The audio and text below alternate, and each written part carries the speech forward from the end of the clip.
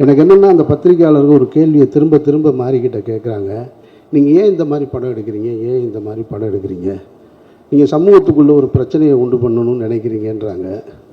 இது எவ்வளவு அபத்தமான ஒரு கேள்வியாக இருந்ததுன்னு நான் பார்த்தேன். நான் கண்ணுக்கு தெரியாத சாமி, இல்லாத பேய், இது ரெண்டை பற்றியும் இங்கே நிறைய சினிமா வந்து வெற்றி அடைஞ்சிக்கிட்டே இருக்குது. சாமியை யாரும் பார்த்ததும் கிடையாது, அதை பற்றி படம் எடுத்தால் கொண்டாடுறாங்க.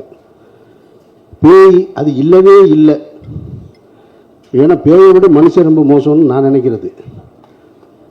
பேய் எந்த பேயினாலும் எந்த தொந்தரவும் கிடையாது. ஏன்னா பேய் பார்த்தீங்கன்னாக்க அதுவே ரொம்ப பயந்தது தான். ஏன்னா அது பகலில் வரவே வராது.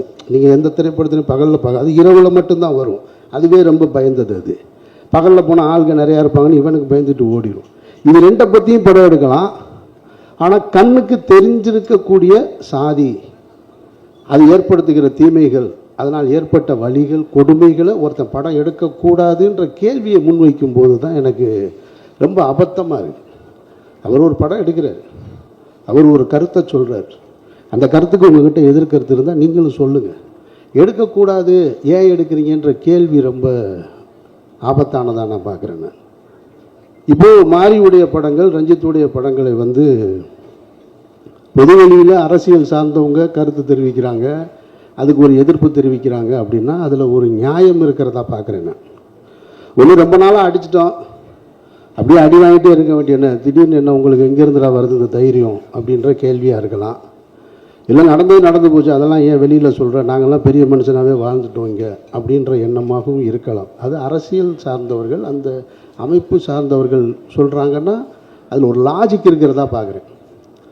ஆனால் திரைத்துறையிலிருந்து வருகிற எதிர்ப்பு இருக்குது பார்த்தீங்களா, அதை நான் ரொம்ப அபத்தமாக பார்க்குறேன். அதில் ஒரு இயக்குனர் வந்து ஒரு தொலைக்காட்சி ஊடகத்தில் இந்த திரைப்படத்தை பற்றி பேசும்போது ஒரு பாடல் பாடி காமிக்கிறார்.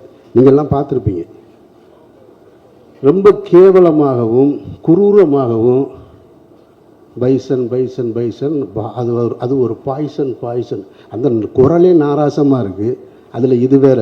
நான் கேட்குறேன், உங்ககிட்ட உண்மையிலே கருத்து இருந்ததுன்னா, அவர் ஒரு கருத்து வச்சுருக்காரு, அந்த மீடியாவை ஆர்ட்டாக அவர் எடுத்துகிட்டு வந்து அதன் மூலமாக ஒரு அரசியல் சொல்கிறார்.